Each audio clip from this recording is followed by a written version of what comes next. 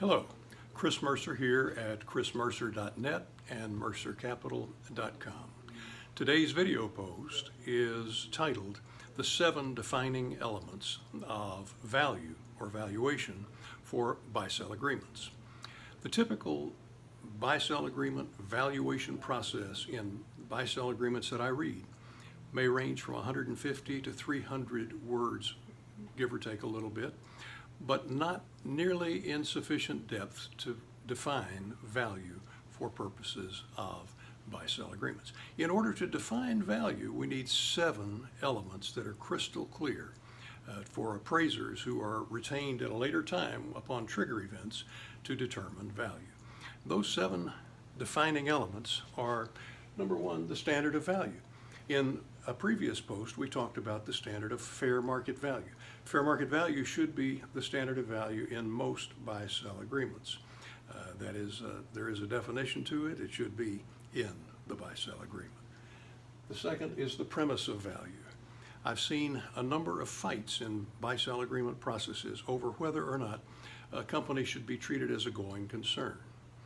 Well, a going concern premise is typically assumed in valuation, but we may as well make it crystal clear in terms of the valuation process. The third element is the level of value.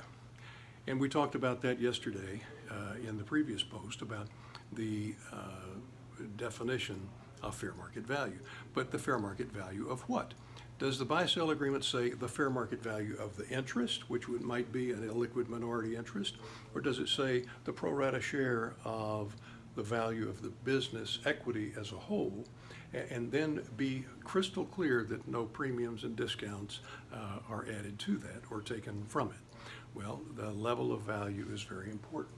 The fourth one might seem problematic, but the as-of date is very important.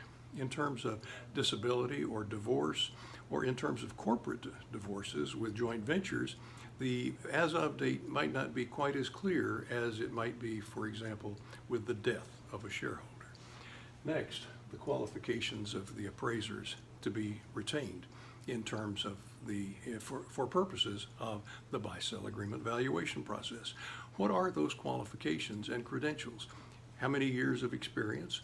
What valuation credentials are required? Is industry experience required? And if industry experience is required, is it also important to have valuation credentials?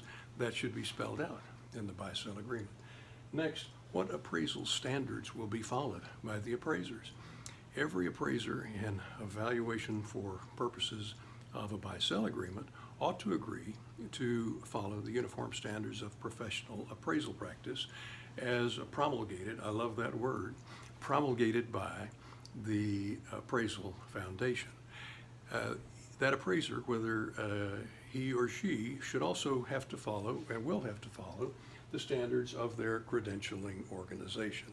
But the appraisal standards are also very important.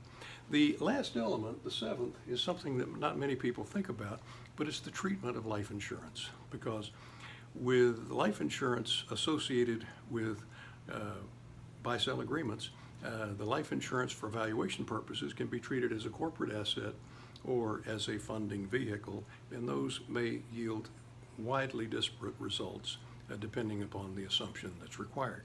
So the shareholders need to agree on how that treatment will be handled, because it's not a decision that the appraiser should make.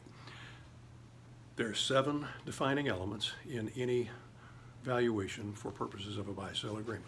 The standard of value, the premise of value, going concern, the level of value, the as-of date, the qualifications of the appraisers, the appraisal standards to be followed, and the life insurance treatment. If you'd like to talk about the defining elements of your business, your buy-sell agreement, give me a call. Wherever you are, hope you're having a great day. Be well.